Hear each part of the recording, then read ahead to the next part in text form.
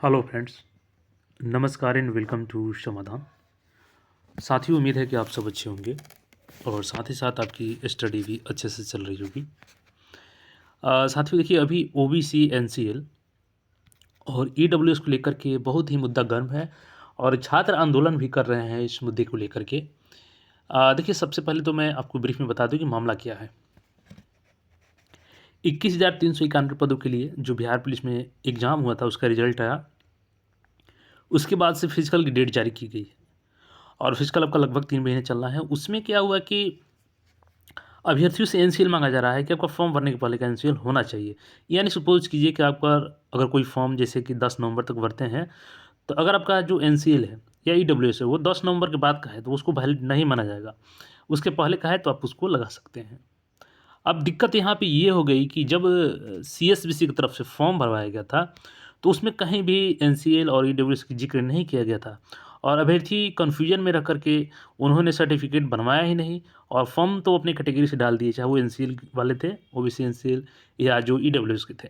अब उनके सामने समस्या ये है कि उनके पास पुराना सर्टिफिकेट नहीं है और आयोग नए सर्टिफिकेट को लेने पे तैयार नहीं है और इसी को लेकर के आंदोलन किया जा रहा है। देखिए, अब इस पे सरकार का क्या फ़ैसला होता है, आयोग का क्या फ़ैसला होता है, क्योंकि छात्र भी पीछे नहीं हटने वाले हैं और आयोग अभी इस पे कुछ नहीं बता रही है। लेकिन जो छात्र गलती कर चुके हैं, चूँकि अनजाने में ही उनसे गलती हुई है, तो उसको ध्यान में रख कर के सरकार को उन पे फ़ैसला देना चाहिए। लेकिन आप उनकी गलतियों से सीख सकते हैं और देखिए, अभी वर्तमान में चूँकि इलेक्शन है अगले साल, तो बिहार में कई सारी वैकेंसी आने वाली है और उसमें मोस्ट वेटेड जो वैकेंसी है आपका सीजीएल 4 की वैकेंसी है, जो कि दिसंबर में आ रही है आपकी। अप्रॉक्सिमेटली अगर बात करें तो 25 दिसंबर के अंदर तक आपकी वैकेंसी आ जाएगी नोटिफिकेशन, ठीक है? लेकिन उससे पहले जो नौबत आज इन छात्रों के बीच में आई है बिहार पुलिस वालों की, वो नौबत आपके सामने ना आए, उसके लिए आपको सिंपली क्या-क्या गलतियों से बचना चाहिए वो जानना चाहिए। और इसके लिए हम लोग सिंपली जो जीएडी का गाइडलाइंस है, जनरल एडमिनिस्ट्रेटिव डिपार्टमेंट का जो गाइडलाइंस है एनसीएल को लेकर के, ईडब्ल्यूएस तमाम चीज़ों को हम लोग यहाँ पे क्लियर करेंगे। और देखिए, इसमें एक और चीज़ जो लगातार आप लोग पूछते हैं कि वेतन, अगर कोई जॉब कर रहे हैं, तो क्या वेतन का इसमें गणना किया जाएगा? या कृषि से जो इनकम होती है उसको इसमें गणना किया जाएगा? तो इन सारी कन्फ्यूजन को भी हम लोग एक-एक करके डील करने वाले हैं।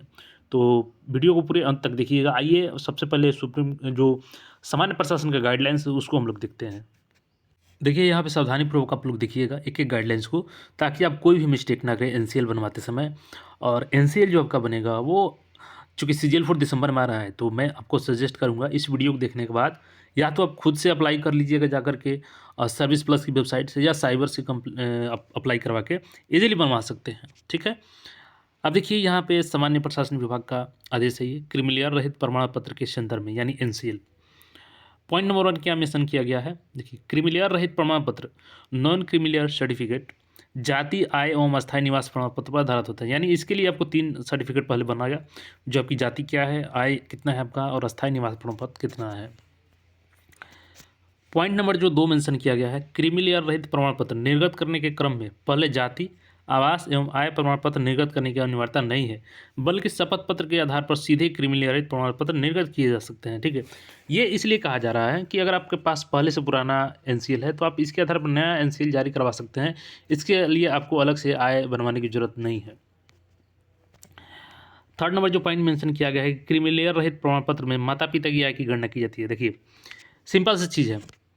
यहाँ पे आपको, अगर आप किसी जॉब में हैं, अगर आपका इनकम 10 लाख हो या 12 लाख हो, अगर आप ओबीसी से आते हैं, तो आप इनसे का फ़ायदा ले सकते हैं, क्योंकि इसमें आपकी आय की गणना तो की ही नहीं जाएगी। इसमें आपके माता-पिता की आय की गणना की जाएगी। दूसरी चीज़, आय की गणना में कृषि भूमि एवं वेतन से होने वाले आय को नहीं जोड़ा जाता है। चाहे आप जॉब में हो, चाहे आपके पिताजी जॉब में हो, तो उनकी आय आपके भले इनकम में दिखाया जाएगा, लेकिन जब एनसीएल बनेगा तो उसको साइड करके, यानी कि उस इनकम को काउंट नहीं किया जाएगा आपके इनकम में, लिमिट में। तो वेतन आपका कितना भी हो, अगर कृषि और वेतन को छोड़ करके आपका इनकम जो 8 लाख से सालाना कम है, तो आप एनसीएल के लिए एलिजिबल हैं। अब सपोज़ कीजिए जैसे आप सीजीएल 4 में हो जाते हैं, तो आपका तो लिमिट क्रॉस कर जाएगा। लेकिन यहाँ पे चूँकि वेतन नहीं जोड़ा जा रहा है, तो इसलिए आप सीजीएल 4 में होने के बावजूद भी अगर आप बीपीएससी में जाते हैं, तो फिर वहाँ भी एनसीएल का लाभ आप लोग उठा पाएँगे। तो इस कन्फ्यूजन को भी दूर कर लें, ठीक है? अब देखिएगा यहाँ पे और देखिए, और ये कन्फ्यूजन नहीं रखना है कि चूँकि अब आप सोचेंगे कि जब वेतन की गणना नहीं की जाएगी, तो क्या इनकम सर्टिफिकेट में इनकम दिखाया जाएगा? बिल्कुल दिखा सकते हैं, लेकिन वो आपके जब क्रीमी अप्लाई करेंगे तो उसको ऑलरेडी साइड करके ही आपका बनाया जाएगा। तो इस कन्फ्यूजन को दूर कर लें, ठीक है? और दूसरी चीज़ देखिए, क्रीमी लेयर रहित प्रमाण पत्र बार-बार बनवाने की आवश्यकता नहीं है, बल्कि पूर्व से निर्गत क्रीमी लेयर रहित प्रमाण पत्र के साथ आज भी क्रीमी लेयर में नहीं आने संबंधी शपथ पत्र आवेदक के द्वारा दिया जाएगा।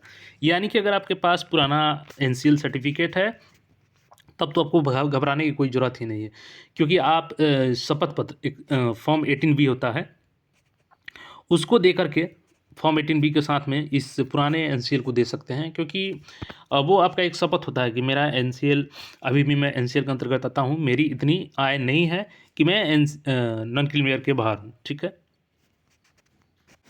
दूसरी चीज़ यहाँ पे देखिए, विवाहित अविवाहित महिला पुरुष दोनों के लिए क्रीमी लेयर रहित प्रमाण पत्र हेतु जाति आय एवं निवास प्रमाण पत्र पिता के अस्थायी निवास अंचल से निर्गत होगा। इसी प्रकार सीधे क्रीमी लेयर रहित प्रमाण पत्र भी पिता के अस्थायी निवास अंचल से ही निर्गत होगा। तो इसको लेकर के भी कई अभ्यर्थी परेशान रहते हैं, चूँकि वो इनकम तो पिता के नाम से बनवा लेते हैं, जैसे खास करके जो विवाहित महिला है, इनकम पिता के नाम से बनवा लेते हैं, जाति पिता के नाम से बनवा लेते हैं, और वो निवास जो है वो अपने निवास से बनवा लेते हैं। लेकिन ऐसा नहीं करना है आपको। ये तीनों सर्टिफिकेट होगा ना, जो चूँकि क्रीमी लेयर तो आपके पिता के एड्रेस से ही होगा ना, तो इसलिए तीनों चूँकि उसी के आधार पर बनता है, तीनों के आधार पे, तो आपका आय, निवास और जाति तीनों पिता के निवास अंचल से ही निर्गत होगा। और देखिएगा यहाँ पे इस चीज़ को और क्लियर किया गया है, एलेबोरेट किया गया इस पॉइंट को, पॉइंट नंबर 7 में, कि सामान्य प्रशासन विभाग पटना के पत्रांक संख्या यहाँ पर दिया गया है, कर्णिका 3 में आलोक में, विवाहित महिला का वर्तमान में अपने पति के साथ रहने की स्थिति में क्रीमी लेयर रहित प्रमाण पत्र से इतर, यानी कि एनसीएल बनवाने को छोड़ करके इतर उद्देश्य से, यानी कोई दूसरे उद्देश्य से पति के आवास के आधार पर आवास प्रमाण पत्र निर्गत किया जा सकता है, परंतु यह उस विवाहित महिला के लिए किसी भी प्रकार के आरक्षण का आधार नहीं होगा। यानी कि ठीक है, आपका शादी हुआ है कहीं और, तो आप अपने पति के एड्रेस के अनुसार निवास प्रमाण पत्र बनवा सकती हैं, अगर आपका कोई दूसरा उद्देश्य है तो। लेकिन एनसीएल के लिए आप अपने पति के निवास के आधार पर आप एनसीएल अप्लाई नहीं कर सकते हैं, कोई इस पर आरक्षण नहीं मिलेगा। तो सिंपली आप लोग निवास जब भी बनवाइएगा, खास करके विवाहित महिला, अपने पिता के अंचल से ही बनवाइएगा, उनके एड्रेस पे ही बनवाइएगा, और साथ ही साथ आय और जाति भी उनके ही एड्रेस से बनेगा। और चूंकि आरक्षण की सुविधा बिहार के मूल निवासी को ही दे हैं, अतः इसका निर्धारण अभ्यर्थी विवाहित महिला सहित के पिता के मूल निवास के आधार पर ही किया जाएगा। तो ये सारा चीज़ यहाँ पे क्लियर हो गया होगा आपको। अब यहाँ पे देखिएगा जो दूसरी गाइडलाइंस है कि जाति प्रमाण पत्र की वैधता हमेशा बनी रहती है, यानी कि आप किसी भी जाति से बिलोंग करते हैं और आपका जाति सर्टिफिकेट एक बार बन गया तो आप उसको लाइफ टाइम यूज कर सकते हैं, ठीक है? आपका जाति आपके पिता के आधार के, आपके पिता के नाम से बननी चाहिए, ठीक है? और आपका अगर निवास भी एक बार बन जाता है, अस्थायी निवास, तो उसको भी बार बार बनवाने का सकता नहीं है, वो भी लाइफ टाइम आपका वैलिड रहता है। लेकिन वैलिडेशन किसकी होती है? तो वो वैलिडेशन होती है आपकी आय की, यानी इनकम सर्टिफिकेट आपको प्रत्येक साल बदल जाता है, तो इसलिए आपको इनकम सर्टिफिकेट को बनवाना होगा। ये हो गया। उसके बाद से अब देखिए, अब जो बिहार पुलिस के अभ्यर्थी हैं उनके साथ कहाँ प्रॉब्लम आ रही है, चूँकि उनके पास कोई भी पुराना सर्टिफिकेट नहीं है, लेकिन गाइडलाइंस के अनुसार गलती उनकी है। लेकिन चूँकि छात्रों की जानकारी नहीं हो पाई, क्योंकि फॉर्म में कहीं से मेंशन नहीं किया गया था, इसलिए सरकार को चाहिए कि इस बार उनको मौका देना चाहिए और नए एनसीएल और ईडब्ल्यूएस को एक्सेप्ट करना चाहिए, ताकि जो 70 से 80 हज़ार प्रभावित हो रहे हैं छात्र, वो उनको कम से कम मौका तो मिले कि अपना फिजिकल दें। अगर फिजिकल में क्वालिफाई करते हैं तो उनका जॉब होगा, लेकिन आप पहले ही उनको बाहर कर देंगे तो ये कहीं से उचित नहीं है। और इसके लिए प्रॉपर आप फॉर्म में भी गाइडलाइंस दीजिए, ताकि छात्र कन्फ्यूजन में ना रहें। तो ये अपडेट है, आप लोग ज़रूर सर्टिफिकेट को बनवा लीजिएगा, और जिस हिसाब से हमने बताया कि कहाँ से आपको बनवाना है, वो सारी चीज़ों को ध्यान में रख कर के ही सर्टिफिकेट बनवाना है। बाकी अपडेट्स के लिए चैनल से जुड़े रहें। धन्यवाद।